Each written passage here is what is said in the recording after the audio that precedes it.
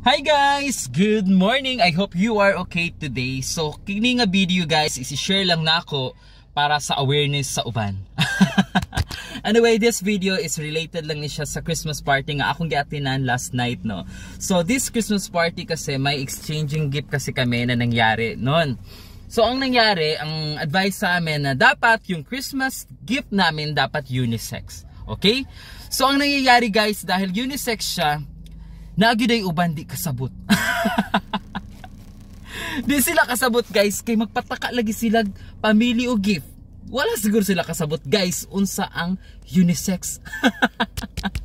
Anyway guys, inanin hitabo sa ako. Last night na magigugatinan nga party, og sad to say ang akong nadawat is kani.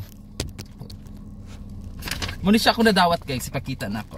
Dapat unisex ang among gift, pero unsay gihatag sa na-gift sa ako? Unsay gihatag? Pang babae ni guys. Natingala ko, nga pang babae ang gihatag sa ako. Sa pagtuorin nyo ako musuot ana.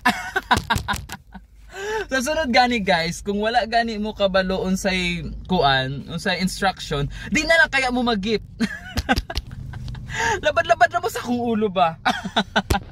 Bitaw guys, may gani na ako yung mga girls na igsuon, so sila na lang mo gamit ana guys. Pero please, unta kung wala mo kabalo sa mga instruction, di lang unta mo mag-gift food o kung ano, unisex nga, good for girl lang ba? Sayang kaayo, sayang kay ka na, excited na kaayo unta ko mo open sa gift. Pag open na ako, inana day akong maabtan. So, I hope kung kinsa mga nakatag sa ako, ani, please. Kung unisex, unisex ng gyud, okay? So maura to siya. I hope dili mo maka-experience sana, kay medyo nakaka-disappoint, pero nalingaw po ko. At least nagamit po siya sa ako mga sisters. So maura to siya mga person. So thank you so much and enjoy your coming days during Christmas party. Bye-bye!